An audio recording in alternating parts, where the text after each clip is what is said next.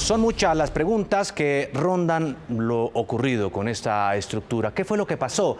¿Por qué se cayó exactamente el puente?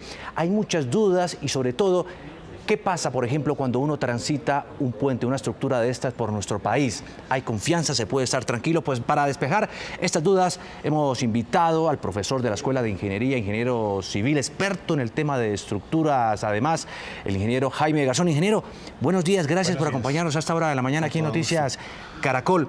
Empecemos por saber exactamente lo siguiente, ¿qué es un puente atirantado? Un puente atirantado es un sistema constructivo en el cual se utilizan unos elementos verticales, pilones, estos que se observan acá en esta zona del dibujo, y de ellos se cuelgan unos cables. Esos cables de alta resistencia soportan el tablero, que es el sistema sobre el cual circulan los usuarios del puente. ¿Qué falló aquí? ¿Qué pudo haber fallado? Hay varias cosas que pueden fallar en un puente de estos. Es un puente que, especialmente en la etapa de construcción, es susceptible a problemas especiales. Cuando se está construyendo, toda la estructura está dependiendo de este pilón. Es la parte básica. Por lo tanto, el pilón es el elemento más sensible de todos. Cualquier problema que se tenga en el pilón lleva necesariamente al colapso del puente. En la parte inferior hay una cimentación que se construye a una profundidad adecuada de acuerdo con los estudios geotécnicos que se hagan y demás. Si algo en la cimentación empieza a dar problemas, esto también puede causar una falla en el sistema. Claro. Veamos, ingeniero, por ahora lo que plantea el gobierno frente a todos esos interrogantes, dudas y demás. ¿Cuál es la posición del gobierno frente a lo que ha ocurrido? Aquí está. Un mal cálculo en el balance del tramo final de la obra es la hipótesis preliminar de la Fiscalía y que explicaría el desplome del puente Chirajara en la vía que de Bogotá conduce a Villavicencio. Una ambiciosa obra que tenía Premio Nacional de Ingeniería, que dejó 9 trabajadores muertos, hechos por los que el ente acusador abrió una investigación por el delito de homicidio doloso y se alista para llamar a rendir cuentas a los responsables de la obra. 8 investigadores del CTI, 2 fiscales y un ingeniero perito están al frente de la investigación. Vamos a escuchar las entrevistas no solo de Coviandes, sino todos los subcontratistas, entrar a mirar todo el tema de la obra, en temas estructurales, en tema digital, cómo estaba todo diseñado. Un desplome que genera dudas para el gobierno, que le advirtió al consorcio que debe asumir los costos del accidente. Les he pedido que estén muy pendientes de las investigaciones que adelanten las autoridades, porque esto nunca había pasado y no puede volver a ocurrir. Por su parte, la Contraloría inició una vigilancia especial para evitar que el Estado colombiano asuma la responsabilidad de los sobrecostos que dejaría el desplome del puente Chirajara, una obra que costó cerca de 73.000 millones de pesos. Ingeniero, ¿por qué había personas debajo del puente trabajando? No conozco exactamente la obra, así que mi respuesta es una suposición. En las estructuras, cuando se están finalizando, hay que hacer labores finales de limpieza en las zonas alrededor. Siempre que hacemos obras de ingeniería, nos cuidamos de proteger el medio ambiente. Así que hacemos recuperación de las zonas inferiores de los puentes, hacemos restauraciones de la parte de vegetación, se hacen operaciones de limpieza. Posiblemente haya obreros que estén dedicados a esos oficios. Claro. En esas etapas. Hay algunos que dicen que estaban en ese preciso momento desapoyando el puente. Eso dicen los testigos, los obreros. ¿Qué es eso? Sí. No, desapoyando el puente no es exactamente que le estén quitando apoyos al puente. El puente solamente tiene 2 apoyos. Este pilón que se observa acá y este que se cayó. Son los únicos apoyos que tiene en la etapa de construcción. Lo que pasa es que aquí en los extremos se utilizan algunos apoyos temporales pequeños mientras estamos acomodando los cables y preparando los gatos para ejercer la tensión que se requiere. Para poder acomodar esos elementos hay que quitar ciertos pequeños trozos de madera o de metal que sirven como apoyos temporales en estos extremos. No es que se esté desapoyando el puente. El puente solamente tiene estos 2 apoyos y si usted los retira, obviamente se va a caer. No, lo que están es simplemente ajustando estos elementos. Claro. Es una forma que tienen los obreros de expresar lo que hacemos en las obras. Claro.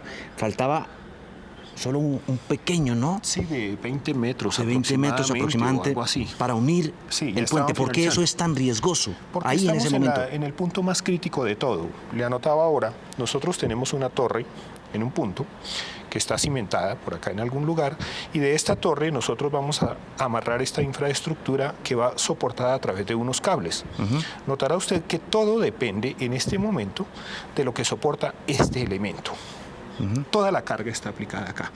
Una vez se cierra el puente, existe una continuidad, se llama eso, y esa continuidad hace que la estructura se pueda apoyar en los otros elementos. Pero en el momento preciso de la falla, al estar esto todavía sin unir, esta torre es responsable de toda la carga de ese puente. Claro. Así que es mucho más susceptible de falla. Tenemos menos elementos responsables de llevar las cargas hacia los cimientos. Tenemos un comentario a esta hora de la mañana de uno de nuestros televidentes a través de las redes sociales, numeral, ¿qué pasó con el puente? Es imperdonable que un edificio o un puente se desplome. ¿Será también consecuencia de la disminución de las matemáticas en los currículos de las ingenierías? Pregunta Lucero Rodríguez. No lo creo. A ver, en las facultades de ingeniería en Colombia somos muy rigurosos con los estudios de las matemáticas. Eso a veces se oyen quejas que se dice que en la educación primaria, en la educación secundaria, los alumnos vienen un poco deficientes en formaciones matemáticas. Puede ser cierto a veces, no siempre, no es el caso total. Pero en las universidades se es muy riguroso en eso. Este tipo de puentes, como el que estamos hablando ahorita, no es un tipo común. ¿Eso no lo hacía también ciertamente riesgoso? Sí, es correcto, es riesgoso. Los puentes comunes, los que nosotros hacemos comúnmente en todas partes, los tenemos muy bien reglamentados. Son, por ejemplo, puentes hechos con losas y vigas. Tienen unos códigos muy bien establecidos. De hecho, en las normas, estos puentes no están directamente incluidos dentro de esas normas básicas que usamos para los puentes. Es más, en las facultades de ingeniería, a nivel de pregrado, e incluso en algunos posgrados, no enseñamos sobre estos puentes, solamente se da una instrucción rápida. ¿Quiénes ¿Sí diseñan teníamos estos la puentes? experiencia? Sí, claro, porque los ingenieros nos preocupamos por estudiar, por analizar. Muchos ingenieros van a otras universidades en otros sitios del mundo, aprenden sobre esto, otros no vamos a otras universidades del mundo, pero estudiamos y aprendemos. Aprendemos a partir de eso en los libros, en los textos, y sabemos de qué se hace esto. ¿Tenemos la experiencia? Claro. Aquí en Colombia se han hecho muchos puentes. El pilón que usted dice se cayó, ¿es del tamaño casi que del doble o más de la Torre Colpatria? 1,5 veces aproximadamente la Torre de Colpatria. Ya. Es alto. Es altísimo, bastante ¿no? alto, sí, señor. Y es muy esbelto. Observe que la Torre de Colpatria es mucho más ancha. La Torre de Colpatria puede tener 70 metros de ancho, quizás. ¿Hubo problemas de diseño otro no. o cree usted de materiales? Pues hay muchas cosas a investigar. Obviamente ahora tanto el Estado como la firma concesionaria tendrán que hacer un estudio muy profundo de esto.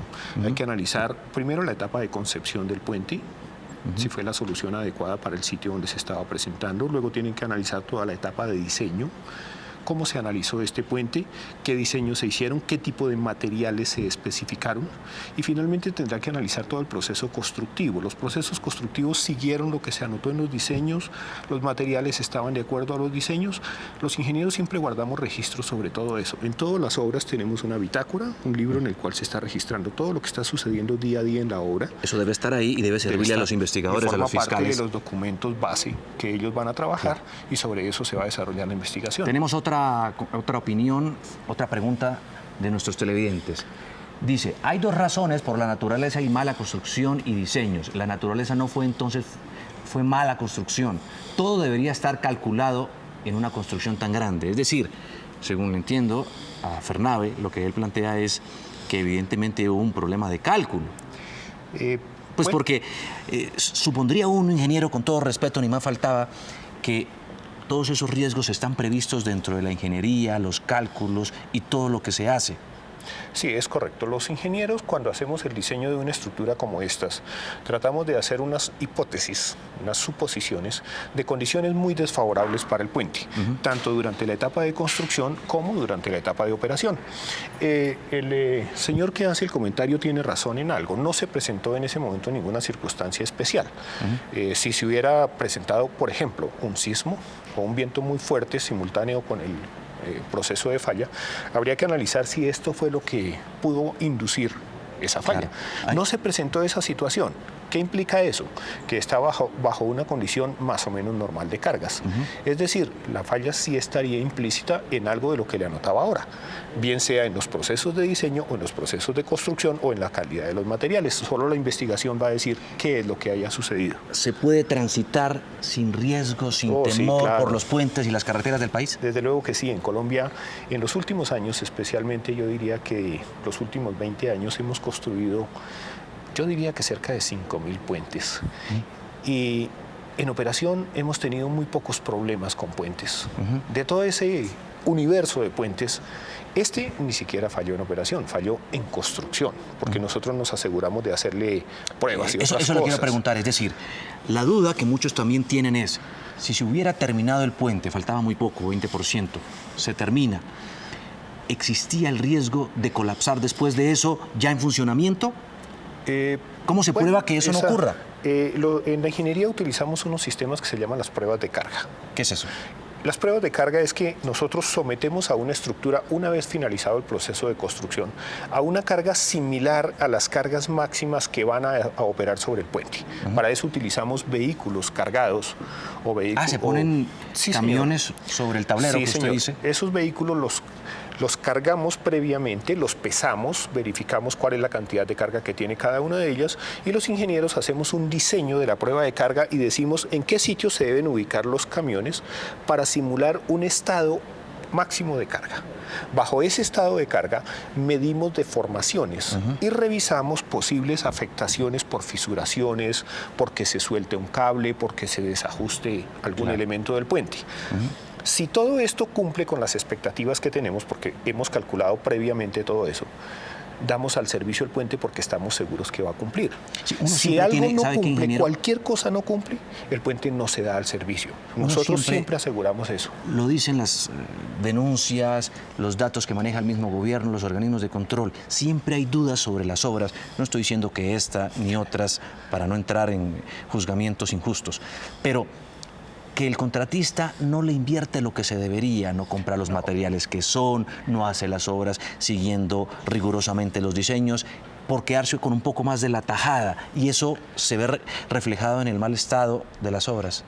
Quizá yo no entraría a discutir si quizás en alguna ocasión se presente eso, pero en general no se presenta. Eso no es correcto.